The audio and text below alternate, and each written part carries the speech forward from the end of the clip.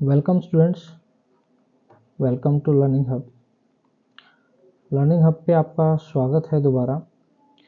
आज जो है हम क्लास 10th की पार्ट बी की यूनिट नंबर 3 जो है डाटाबेस मैनेजमेंट सिस्टम, उसको स्टार्ट करने वाले हैं। ये यूनिट आपकी अगर हम ओवरऑल बात करें तो 12 मार्क्स की सबसे ज़्यादा वेटेज वाली यूनिट है आपके पार्ट बी के अंदर, और इसके अंदर से बहुत सारे क्वेश्चंस आते हैं। एक क्वेश्चन आपका डायरेक्ट 4 मार्क्स का इसमें आता है, जिसमें आपकी डिफरेंट टाइप की क्वेरीज जो हैं उसके बारे में पूछा जाता है। तो वही हम डिस्कस करेंगे, क्या क्या टॉपिक्स हैं, कैसे उनको जो है हमें अटेम्प्ट करना है क्वेश्चंस को। तो चलिए शुरू करते हैं। सबसे पहले आपके इस क्वेश्चन के साथ कि डाटाबेस क्या है और डाटाबेस मैनेजमेंट सिस्टम क्या है, दोनों चीज़ें कैसे एक दूसरे से इंटर रिलेटेड हैं।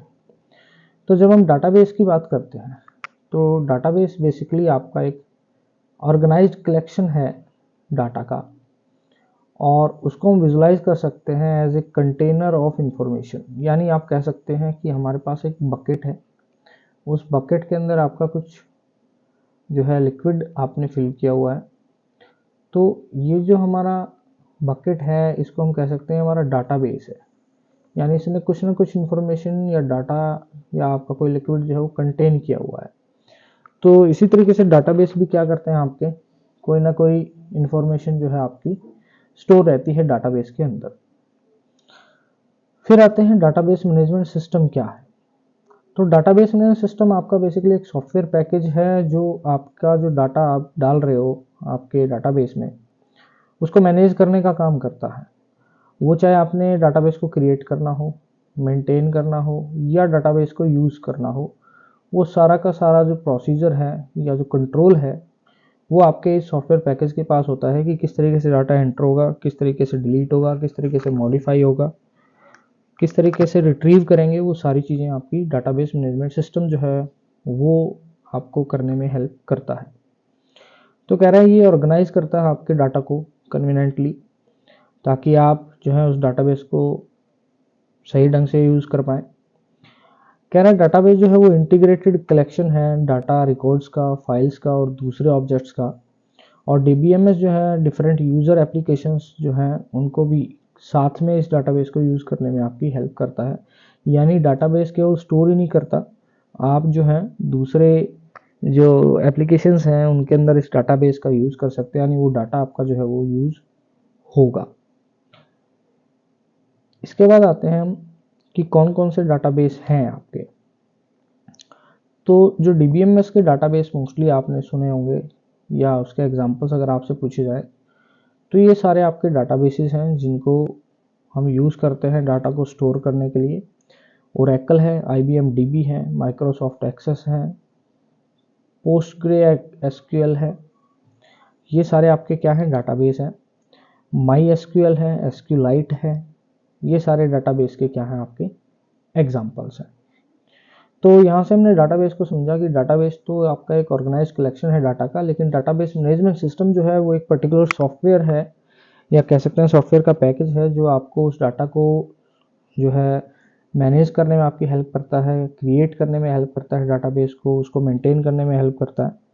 यानी पूरा का पूरा कंट्रोल जो है डाटाबेस के ऊपर, उसके लिए हम डाटाबेस मैनेजमेंट सिस्टम का यूज़ करते हैं। इसके बाद बात आती है कि डाटाबेस मैनेजमेंट सिस्टम जो है उसके टाइप क्या हैं, कितने टाइप्स के डाटाबेस मैनेजमेंट सिस्टम्स हैं या डाटाबेस हम जो है पढ़ते हैं। तो जनरली आपके 3 टाइप के डाटाबेस हम पढ़ने वाले हैं। पहला डाटाबेस आपका फ्लैट डाटाबेस। फ्लैट डाटाबेस का मतलब है इसमें एक सिंगल ही फाइल होगी जिसके अंदर सारा का सारा जो डाटा है वो सेव होगा, लेकिन कोई भी डाटा जो है वो एक दूसरे से रिलेटेड नहीं होगा। तो और जब हम इस डाटाबेस को सेव करेंगे तो ये एक सिंगल फाइल के रूप में सेव होगा।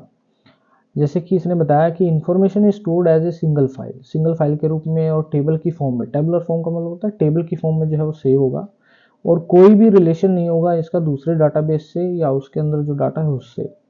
इसका एग्जांपल जो है वो है इलेक्ट्रॉनिक स्प्रेडशीट, वो फ्लैट डाटाबेस का एग्जांपल है। और इस तरीके से जो डाटाबेस हैं वो आपका कम अमाउंट का डाटा जो है वो स्टोर करने के लिए काम में आते हैं। तो हम कह सकते हैं इसके अंदर अगर हम एग्जांपल की बात करें तो आपका स्प्रेडशीट यानी MS एक्सेल की बात करें तो वो आपका एक फ्लैट टाइप का डाटाबेस है, क्योंकि उसमें जो फाइल सेव होती है उसके अंदर हम डिफरेंट टाइप की वर्कशीट्स बनाते हैं।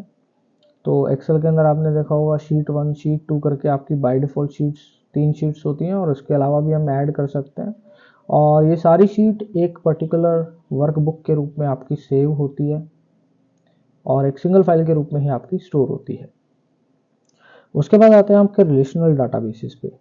जैसा नाम से ही पता लग रहा है रिलेशनल, यानी आपके जितने भी टेबल्स होंगी या डाटा होगा उनका आपस में कोई ना कोई रिलेशन होगा, यानी वो एक दूसरे को रिलेट करेंगी। तो रिलेशनल जो डाटाबेस है वो सेट ऑफ टेबल्स होती हैं जिनके अंदर डाटा फिल होता है, और कुछ उनकी प्री डिफाइंड कैटेगरीज होती है, यानी कुछ कैटेगरी हमें बनाकर दे दी जाती हैं कि किस पर्पज़ के लिए आपने डाटाबेस बनाना है। उसके अकॉर्डिंग उनकी जो कैटेगरी है वो डिफाइन कर दी जाती है, और हर एक टेबल जो है वो एक या एक से ज़्यादा टाइप की डाटा की कैटेगरी को कंटेन करता है कॉलम्स के रूप में, और हर एक रो जो है वो कंटेन करती है unique instance of data for category define. कह रहा है हर एक रो के अंदर जो डाटा होगा वो अलग अलग टाइप का आपका डाटा उसके अंदर कंटेन होता है। तो रिलेशनल वाले जो डाटाबेस है उसके अंदर आपके सारा का सारा डाटा या सारी जितनी भी टेबल्स आपकी बनी हैं वो एक दूसरे से जो है इंटर रिलेट करेंगी, कनेक्टेड होंगी। फिर बात आती है डिस्ट्रीब्यूटेड डाटाबेस। डिस्ट्रीब्यूटेड डाटाबेस आपके नेटवर्क इन्वायरमेंट के लिए बनाए गए थे, यानी नेटवर्क पे जब चीज़ें चलती, जैसे इसका एग्जांपल है तो आपने देखा होगा जो आपका ATM मशीन्स है, तो वहाँ से आप कहीं किसी भी ATM से पैसे निकाल सकते हैं और तुरंत आपका जो डाटाबेस है वो बैंक वाला अपडेट हो जाता है और आपको एक मैसेज मिलता है कि आपके इतने पैसे जो हो डेबिट हुए हैं। तो वो जो डाटाबेस है वो आपका डिस्ट्रीब्यूटेड डाटाबेस, यानी उसकी लोकेशन तो एक जगह पर है, यानी सेव तो वो एक पर्टिकुलर जगह पर हो रहा है, लेकिन आप एक्सेस उसको कहीं से भी कर सकते हैं यूजिंग द नेटवर्क। तो ये जो डाटाबेस बनाए गए थे ये बेसिकली नेटवर्क इन्वायरमेंट के लिए बनाए गए थे, जहाँ पर सेंट्रलाइज डाटाबेस को डिस्ट्रीब्यूट कर दिया जाता है मल्टीपल लोकेशंस पे यूजिंग द नेटवर्क। यानी आपका मेन हेड ऑफिस अगर माने हम मुंबई के अंदर आपका डाटाबेस रखा है, वहाँ पर डाटा स्टोर हो रहा है, तो ऑल ओवर इंडिया जितने भी बैंक्स की ब्रांचेज हैं वो सभी उस डाटाबेस को एक्सेस कर पा रही हैं।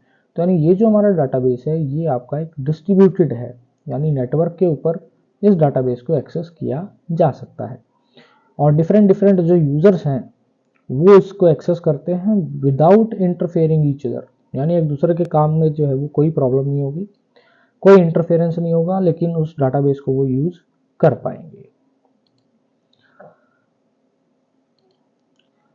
इसके बाद आते हैं डाटाबेस की एडवांटेजेस क्या हैं, डाटाबेस हमें क्यों चाहिए, क्या पर्पस था कि डाटाबेस जो है वो बनाए गए।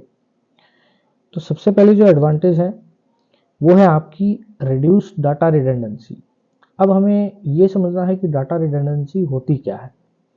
तो जो डाटा रिडंडेंसी है उसका मतलब है आपकी डुप्लीकेसी, यानी एक ही डाटा मल्टी जो है लोकेशंस पर स्टोर हो रहा है, तो उसको हम डुप्लीकेट जो है डाटा कहेंगे।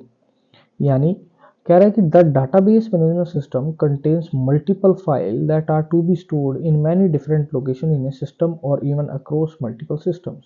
कह रहा है डाटाबेस मैनेजमेंट जिसके अंदर बहुत सारी फाइल्स होती हैं, वो फाइल जो है अलग अलग लोकेशन पर स्टोर हो रही है, अलग अलग सिस्टम्स पर स्टोर हो रही है। कह रहा है उसकी वजह से कई बार मल्टीपल कॉपी बन जाती है सेम फाइल की। ठीक है, एक ही फाइल जो है मल्टीपल सिस्टम्स पर हो जाती है, यानी डुप्लीकेसी बढ़ गई। कह रहे जिसकी वजह से डाटा रिडंडेंसी बढ़ती है, तो आपका डुप्लीकेट जो डाटा है वो मल्टीपल जगह पर हो जाता है, तो उसी को हम डाटा रिडंडेंसी कहते हैं। तो कह रहे हैं डाटाबेस अगर हम यूज़ करेंगे रिलेशनल वाला, तो उसके अंदर जो है डाटाबेस हमें सिंगल डाटाबेस ही बना कर देगा, और कोई भी चेंज जो होगा वो इमीडिएटली हमें दिखाई देगा। क्यों? क्योंकि वहाँ पर किसी टाइप की डुप्लीकेट डाटा होने के चांसेस नहीं है। सपोज करें आपके पास एक एग्जांपल लें, आपकी जो क्लास टीचर है उनके पास अटेंडेंस रजिस्टर है, उसमें कुछ डिटेल्स हैं, अकाउंट डिपार्टमेंट है उसके पास कुछ डिटेल्स हैं, एग्जामिनेशन डिपार्टमेंट है उसके पास कुछ डिटेल्स हैं। अब इसमें किसी बच्चे ने कहा कि मैम मेरा जो एड्रेस है वो चेंज हो गया है, तो टीचर ने अपने जो अटेंडेंस रिकॉर्ड है उसमें तो चेंज कर लिया, लेकिन ना तो अकाउंट डिपार्टमेंट के पास चेंज हुआ ना एग्जामिनेशन डिपार्टमेंट के पास चेंज हुआ, लेकिन डाटा जो है मल्टीपल जगह पर था। अपडेशन जो हुई वो एक ही जगह पर हुई। अब डाटा की डुप्लीकेसी 3 जगह पर है। अब हम किस डाटा को ये माने कि ये डाटा अपडेटेड है, तो ये हमारे लिए प्रॉब्लम जो है वो क्रिएट हो गई है। लेकिन अगर यहीं पर हम एक ही सिंगल जगह पर इस डाटा को स्टोर करते, मान लो ये रिस्पॉन्सिबिलिटी हम अकाउंट डिपार्टमेंट को देते कि जो भी अपडेशन होगा वो केवल अकाउंट डिपार्टमेंट करेगा और वहीं से जो है बाकी डिपार्टमेंट्स अपना जो भी डाटा उनको चाहिए वो ले सकते हैं। तो स्टूडेंट जो होता है वो केवल सीधा अकाउंट डिपार्टमेंट के पास जाता, वहाँ डाटा अपना अपडेट कराता और बाकी जो टीचर्स थे या बाकी जो डिपार्टमेंट्स थे वो अपने आप अकाउंट डिपार्टमेंट से उस डाटा को क्या करते, कलेक्ट करते। तो एक सेंट्रलाइज सिस्टम बन जाता, डुप्लीकेसी होने के चांसेस नहीं होते। तो उसी को कम करने के लिए हम किसका यूज़ करते हैं, डाटाबेस का। फिर आते हैं शेयरिंग ऑफ डाटा, यानी डाटा को आप इजीली शेयर कर सकते हैं बहुत सारे यूजर्स के साथ अलग अलग लेवल पे। और ये भी हम जो है मेंशन कर सकते हैं कि किस यूज़र को किस टाइप का डाटा हमें शो करना है या किस टाइप का डाटा वो यूज़ कर सकता है या एक्सेस कर सकता है। तो हम ऑथराइजेशन लेवल लगा सकते हैं। तो ऑथराइजेशन लेवल में ये होगा, अगर हम चाहते हैं कोई यूज़र केवल डाटा को देख पाए, एडिट ना कर पाए, तो हम उसको उसी टाइप की परमिशन देंगे कि वो केवल डाटा को व्यू कर सकता है लेकिन उसमें चेंजेस नहीं कर सकता।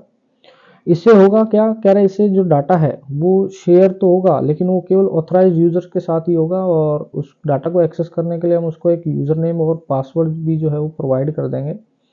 तो वो डाटा जो है हमारा कॉन्फिडेंशियल भी रहेगा, यानी हर कोई उस डाटा को यूज़ नहीं कर पाएगा, लेकिन जिसको ऑथराइज जो यूज़र है, जिसको हमने ऑथराइजेशन दे रखी है, केवल वही उस डाटा को क्या कर सकता है, यूज़ कर सकता है।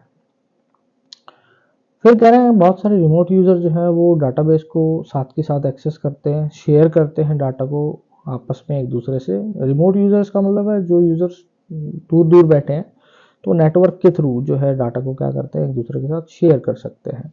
तो शेयरिंग आसान होगी, हमें मैनुअली जो है आपका पेन ड्राइव में या सीडी में डाटा को कॉपी करके और उसको वहाँ तक ले जाने की ज़रूरत नहीं पड़ती। हम सिस्टम पे बैठे बैठे वहीं से डाटा की शेयरिंग कर सकते हैं, एक्सेस दे सकते हैं कि कौन यूज़र किस टाइप का डाटा व्यू कर सकता है। फिर आते हैं डाटा इंटीग्रिटी पे। तो डाटा इंटीग्रिटी का मतलब है डाटा की एक्यूरेसी जो है या कंसिस्टेंट जो है वो डाटाबेस में एक्यूरेसी सेम रहे। यानी कह रहे डाटा जो है वो हमारे लिए इम्पोर्टेंट है, चाहे वो मल्टीपल डाटाबेस में यूज हो रहा हो। यानी ऐसा ना हो कि आपने जो डाटा है एक डाटाबेस में कुछ दिखाई दे रहा है, दूसरे डाटाबेस में जब हमने उसको कॉपी किया तो वहाँ पर कुछ दिखाई दे रहा है। तो इसलिए इंश्योर करना हमारी जिम्मेदारी है कि डाटा जो है वो करेक्ट हो, कंसिस्टेंट हो, सेम हो सारे डाटाबेसेस के अंदर सभी यूजर्स के लिए। तो ऐसा ना हो कि डाटा जब हमने सेंड किया हमारी तरफ से तो बिल्कुल करेक्ट था, लेकिन जब यूज़र के पास पहुंचा तो वहाँ पर डाटा क्या हो गया, चेंज हो गया। तो इस तरीके से नहीं होना चाहिए। सपोज इसका एक एग्जांपल लेते हैं, हम कोई ऑनलाइन फॉर्म फिल कर रहे थे। ऑनलाइन फॉर्म फिल करने के बाद वो हमें प्रीव्यू दिखा रहा है फाइनल सबमिशन से पहले। हमने प्रीव्यू देखा, प्रीव्यू में हमने देखा कि यार सारा डाटा बिल्कुल करेक्ट है, हमने अच्छे से फिल कर दिया और हमने सबमिट बटन पे क्लिक कर दिया। सबमिट बटन पे क्लिक करके हमने फीस पे की।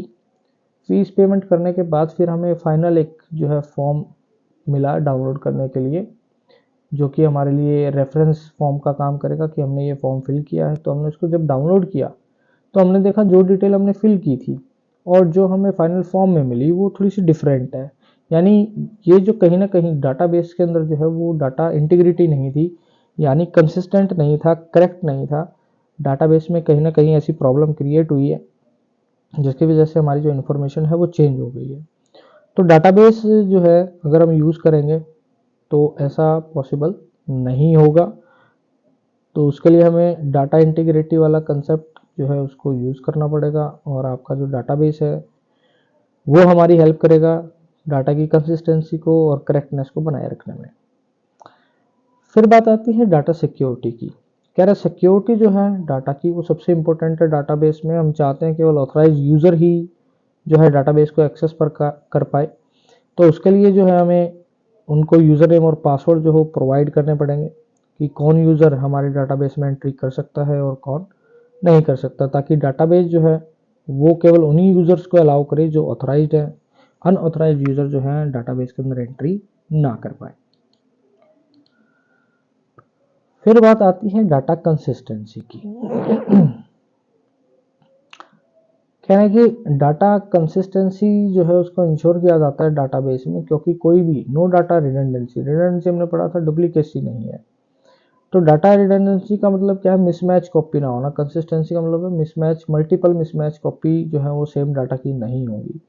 वहाँ पर तो डुप्लीकेट डाटा के बारे में बात करके आए थे हम रिडंडेंसी में, और यहाँ जो है हम बात करेंगे कंसिस्टेंसी के अंदर मिसमैचिंग कॉपीज की। कह रहे जितना भी डाटा है वो consistently across the database must be same for all the users using the database. कह रहा जितने भी यूजर देख रहे हैं उस डाटाबेस को, उनके लिए सबके लिए सेम होना चाहिए। जैसे मान लो हमने अमेजोन का प्राइम जो है सब्सक्रिप्शन लिया हुआ है, तो जितने भी प्राइम यूजर हैं उनको जो फर्स्ट पेज है अमेजोन का वो सेम दिखना चाहिए। ऐसा नहीं होना चाहिए कि उनका जो फर्स्ट पेज है वो अलग है, किसी का कुछ दिख रहा है, किसी के में कुछ ऑफर आ रहा है, किसी में कुछ ऑफर आ रहा है। तो कह रहा है प्राइम यूजर का जो है वो आपका अलग होगा। नॉर्मल जो यूजर है उनका भी पेज जो होगा वो नॉर्मल यूजर के अकॉर्डिंग होना चाहिए, जो भी उनका डिस्काउंट नॉर्मल यूजर के रूप में मिलना है उनको। तो ऐसा नहीं होना चाहिए कि भैया प्राइम यूजर में एक को तो ज़्यादा डिस्काउंट दिख रहा है, दूसरे को कम दिख रहा है, तीसरे को और कम दिख रहा है। तो कह रहा है कंसिस्टेंसी होनी चाहिए, यानी जो भी डाटाबेस डाटा हमें यूज़र को दिखाई दे वो बिल्कुल करेक्ट हो और उसमें कोई भी जो है मिसमैचिंग नहीं होनी चाहिए। इसके अलावा कह रहे हैं एनी चेंज, कह रहे कोई भी अगर चेंज होता है तो वो सभी जगह रिफ्लेक्ट होना चाहिए, सभी यूज़र को दिखना चाहिए। यानी अगर मैं एक प्राइम यूज़र को 100 रुपये का डिस्काउंट दे रहा हूँ तो वो सभी प्राइम यूज़र के यूज़र्स को रिफ्लेक्ट होना चाहिए। ऐसा नहीं कि केवल एक ही यूज़र को दिखाई दे रहा है। मैंने अपडेट कर दिया, मान लो 100 रुपीज़ का डिस्काउंट अपडेट किया, तो वो जो अपडेशन है वो सभी यूज़र्स के लिए होनी चाहिए, किसी एक पर्टिकुलर के लिए नहीं होनी चाहिए। फिर कह रहा है बैकअप एंड रिकवरी। कह रहा है डाटाबेस मैनेजमेंट सिस्टम जो है ऑटोमेटिकली अपने आप जो है बैकअप और रिकवरी करता है, यानी आज आपकी जो इमरजेंसी केसेस हैं उनके लिए अपने आप बैकअप करके रखता है ताकि आप उस डाटा को बाद में रिकवर कर पाए। कह रहा है यूज़र को बैकअप डाटा पीरियडिकली लेने की ज़रूरत नहीं है, क्योंकि डीबीएमएस के अंदर ही ये ऐसा फीचर बनाया गया है जो अपने आप जो है डाटाबेस को कि जो बैकअप है उसको कर लेता है अपने अकॉर्डिंग और रिस्टोर भी कर देता है अगर सिस्टम आपका क्रैश हो जाता है या फेलियर हो जाता है। प्रीवियस कंडीशन जहाँ पर वो लास्ट क्रैश हुआ था वहीं तक उसको वापस से वो रिकवर कर देता है। फिर आता है प्राइवेसी। कह रहे हैं प्राइवेसी जो रूल है डाटाबेस का वो ये कहता है कि केवल ऑथराइज यूजर ही डाटाबेस को एक्सेस कर पाएंगे, प्राइवेसी आपकी जो कंस्ट्रेंट है उसकी वजह से। तो कह रहे हैं सिक्योर करेंगे हम डाटा को, उसके लिए सेट किया जाता है डिफरेंट लेवल्स कि कौन सा यूज़र को हमें व्यू का एक्सेस देना है, किस यूज़र को हमें एडिट का एक्सेस जो है वो देना है। जैसे कि यहाँ एक एग्जांपल दिया इसमें, सोशल नेटवर्किंग वेबसाइट जो है वो डिफरेंट अकाउंट्स जो है यूज़र्स के वो एक्सेस करते हैं, लेकिन हम जो है आपकी जो सोशल नेटवर्किंग वेबसाइट्स हैं केवल उसी यूज़र को उसका अकाउंट दिखाती है जिसका यूज़र नेम और पासवर्ड क्या रहता है, करेक्ट रहता है। तो प्राइवेसी का मतलब यही है कि आपका डाटा केवल आपको ही दिखेगा, किसी दूसरे को नहीं दिखेगा। आपने अपनी आईडी में लॉगिन किया तो ऐसा नहीं होगा आपको दूसरे की आईडी दिख रही हो। तो ये आपकी प्राइवेसी के ऊपर भी फोकस करता है, यानी जिसका डाटा है उसी को वो दिखाई देगा। तो ये तो थे हमारे कुछ आपके एडवांटेजेस। फिर आते हैं हम कुछ बात करते हैं फीचर्स पे। पहला फीचर कहता है कि जो डाटाबेस है वो एक या एक से ज़्यादा टेबल्स जो है उसके अंदर हो सकती है।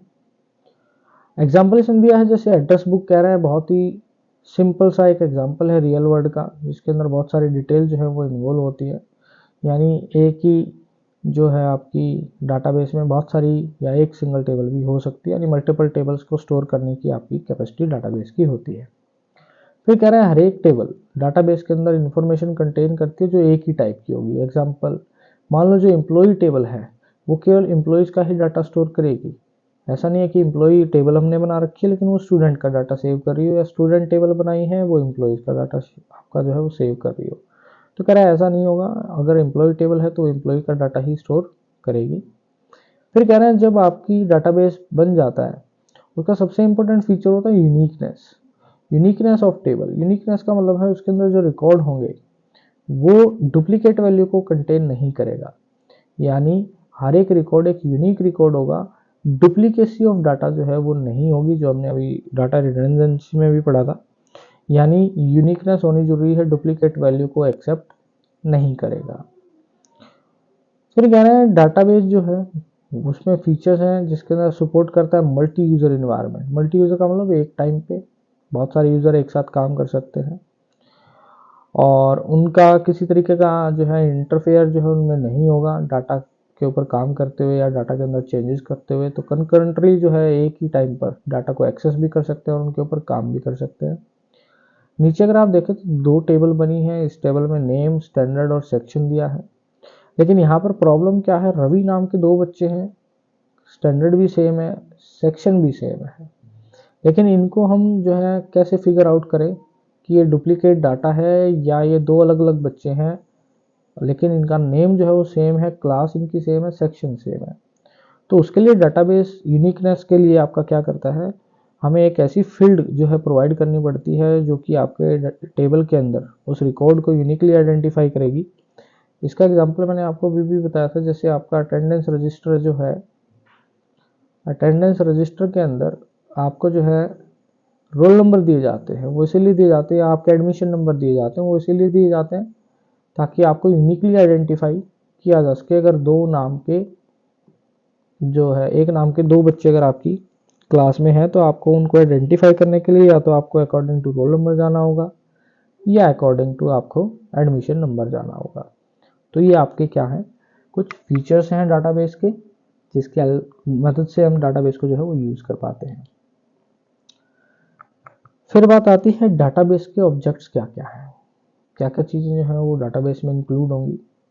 तो डाटाबेस जो है वो टेबल्स का कलेक्शन है और टेबल के अंदर आपके कॉलम्स और आपकी रोज होती हैं।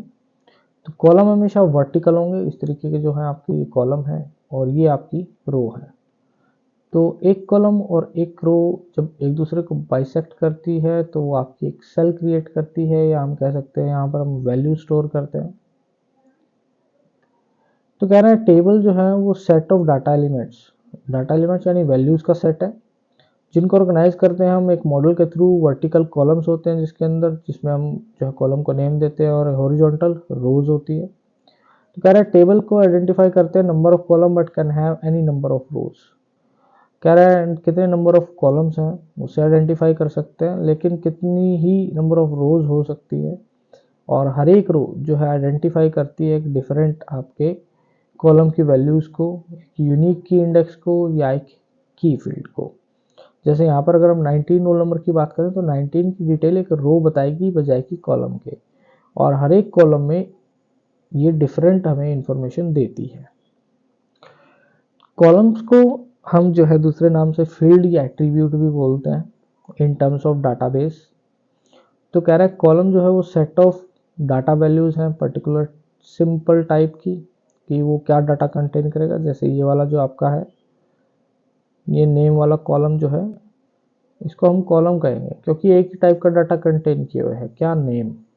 ऐसे अगर मैं इसकी बात करूं तो ये क्या कंटेन किए हुए है, सेक्शन। ऐसे अगर हम इसकी बात करें तो ये क्लास या स्टैंडर्ड कंटेन किए हुए है। तो यानी हर एक जो आपका कॉलम है वो केवल एक ही टाइप की वैल्यू को कंटेन करता है। जबकि रो की अगर हम बात करें तो रो में आपका डिफरेंट डाटा हो सकता है। तो कह रहा है कि each row of the table the column provide the structure according to which rows are composed. कह रहा है अगर कॉलम नहीं होंगे, अगर हम कॉलम ही ना बनाए, तो कह रहा है आपकी जो रोज है उनको बनाना पॉसिबल नहीं है। जैसे कि फर्स्ट नेम, लास्ट नेम, ये सारी क्या है, फील्ड है जो मैंने आपको इस एग्जांपल में बता दी है। रोल नंबर, नेम, स्टैंडर्ड और सेक्शन, ये जो सारे हैं ये आपके कॉलम हैं। रोज और रिकॉर्ड, या फिर हम इसको टपल्स भी बोलते हैं। तो रो जो है उसको हम रिकॉर्ड भी कहते हैं और टपल्स भी कहते हैं, और एक सिंगल जो है डाटा आइटम को रिप्रेजेंट करती है। या सिंपल शब्दों में कहें तो डाटाबेस जो है उसकी जो टेबल है उसको हम विजुलाइज कर सकते हैं जिसके अंदर रोज और कॉलम और फील्ड होती हैं, और हर एक रो की जो टेबल है वो set of related data represent करती है। यानी रोल नंबर 19 का रिलेटेड डाटा जितना होगा वो इस रो के अंदर होगा, और हर एक रो जो है टेबल के अंदर उसकी स्ट्रक्चर सेम रहती है। यानी अगर मैं 19 रोल नंबर को देखूँ तो पहले इसका रोल नंबर है, फिर नेम है, फिर स्टैंडर्ड है, फिर सेक्शन है। अगर मैं 20 का भी देखता हूँ तो उसकी भी स्ट्रक्चर यही है, पहले रोल नंबर, फिर नेम, फिर स्टैंडर्ड और सेक्शन। किसी भी रो का आप देखेंगे उनका सबका स्ट्रक्चर क्या रहेगा, सेम रहेगा, यानी स्ट्रक्चर में कोई चेंज नहीं होगा। तो ये थे हमारे कुछ डाटाबेस के ऑब्जेक्ट्स, और आगे भी आएंगे, उनको भी हम डिटेल में करेंगे। अब बात आती है एक नई कंसेप्ट की जिसको हम कहते हैं RDBMS, relational database management system, जो हम अभी टाइप ऑफ डाटा बेस के अंदर पढ़ के आए थे, रिलेशनल डाटाबेस। तो ये जो रिलेशनल डाटाबेस मैनेजमेंट है, RDBMS है, ये बेसिकली रिलेशनल डाटाबेस का उसका कलेक्टिव सेट होता है, मल्टीपल डाटा सेट्स का, जो कि ऑर्गेनाइज करते हैं हम टेबल्स, रिकॉर्ड और कॉलम्स के रूप में। रिलेशंस का मैंने आपको बताया था कि रिलेशन जो डाटाबेस होते हैं वो एक रिलेशनशिप को जो है वो डिफाइन करते हैं डाटाबेस की टेबल्स के बीच में, यानी सारी की सारी टेबल्स एक दूसरे से इंटर रिलेटेड रहती है। तो टेबल जो है वो कम्युनिकेट करती हैं, इंफॉर्मेशन शेयर करती हैं और डाटा को सर्चेबिलिटी जो है फैसिलिटी प्रोवाइड करती है। यानी हम इजीली, अगर हमारे पास 2 टेबल है और हम अगर उनको कनेक्ट कर दें तो ये एक रिलेशनल डाटाबेस के रूप में काम करेगी। यानी अब हम जो इन्फॉर्मेशन सर्च करना चाहते हैं वो इन्फॉर्मेशन हम दोनों टेबल में से सर्च कर सकते हैं ईजिली। यानी हमें जो आउटपुट मिलेगी वो इस टेबल के भी कुछ रिकॉर्ड होंगे और इस टेबल के भी कुछ रिकॉर्ड होंगे, यानी इजीली सर्चेबल हो जाता है हमारे लिए आपके रिकॉर्ड्स को सर्च करना और ऑर्गेनाइज करना भी। तो कह रहा है रिलेशनल डाटाबेस जो है वो SQL को यूज़ करता है, स्ट्रक्चर क्वेरी लैंग्वेज को यूज़ करता है, जो कि स्टैंडर्ड यूज़र एप्लीकेशन है, जो हमें इजी प्रोग्रामिंग इंटरफेस देती है डाटाबेस से इंटरेक्शन करने के लिए। यानी डाटाबेस में अपडेशन है, मॉडिफिकेशन है, डिलीशन है, या आपकी कोई क्वेरी हमें एग्जीक्यूट करनी है, तो वो सारी चीज़ें करने के लिए हमें जो है SQL की हेल्प लेनी पड़ती है, जो हम आगे करेंगे भी। RDBMS जो था उसका जो फुल फॉर्म थी वो रिलेशनल डाटाबेस मैनेजमेंट सिस्टम थी। EF कोड जो थे उन्होंने इसको सबसे पहले जो है इंट्रोड्यूस किया था और उन्होंने जो है 12 रूल्स दिए थे क्या डाटाबेस को क्रिएट करने के RDBMS में, और कैसे वो जो है टेबल्स आपस में लिंक्ड होगी वो भी बताया था। और कह रहे हैं डाटा जो है वो इंटीग्रेटेड था, यूजिंग की, इंटीग्रेटेड मतलब एक दूसरे से कनेक्ट था डाटा। उसके लिए कुछ कीज़ बनाई गई थी, जिन कीज़ को हम आगे डिटेल में भी पढ़ेंगे, जैसे कि आपकी प्राइमरी की है, कंपोजिट की है, कैंडिडेट की है या फॉरेन की है। तो इन की हेल्प से ही आपका जितना भी डाटा था डिफरेंट टेबल्स के अंदर या डाटाबेसेस के अंदर, उसको आपस में कनेक्ट किया जाता था।